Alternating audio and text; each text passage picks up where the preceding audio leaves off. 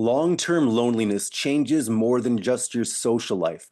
It changes how you actually see yourself and possibly how you feel yourself in the world. The brain adapts to isolation. It adapts to everything. At some point, almost anything can become normal.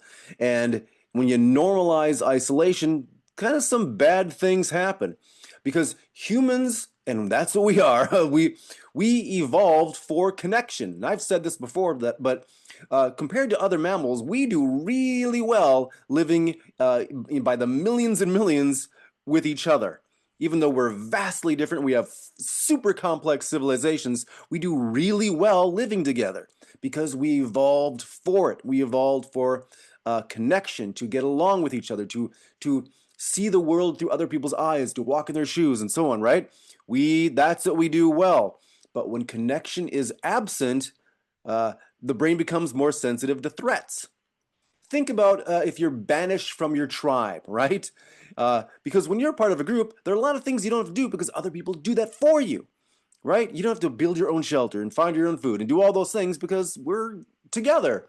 And you don't have to fend for yourself. But emotionally, when you're isolated, then you have to sort of do things on your own as well.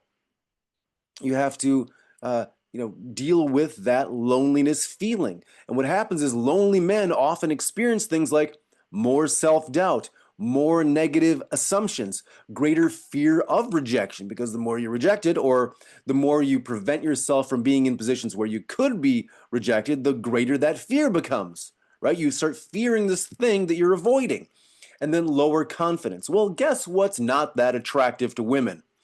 Is a guy who is low in confidence, fears rejection, meaning fears the conversation he's having with you or might have with you, right? And in another video I talked about being lovable or not. If you feel you're not lovable, that's not attractive to women either. So it's a kind of confidence and loving yourself however you are. There are things you can do to improve, and I talk about that sometimes, but just loving where you're at right now is highly attractive to other human beings, to women. But then if you're sort of stuck in this loop, right, then the brain starts expecting rejection. So you go in, not feeling loved, you go in with this self-doubt, and now you're expecting rejection. So what do you do when that happens? Eventually, you just sort of neutralize situations. You sort of avoid them, or maybe see through the lens of